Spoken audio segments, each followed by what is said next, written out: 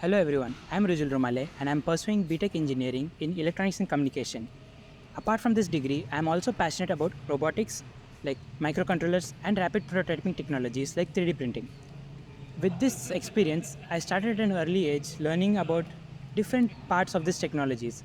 And at this time, I have a lot of experience in multiple projects, one of which is a CanSat competition that my teammates and I have successfully won in Portugal.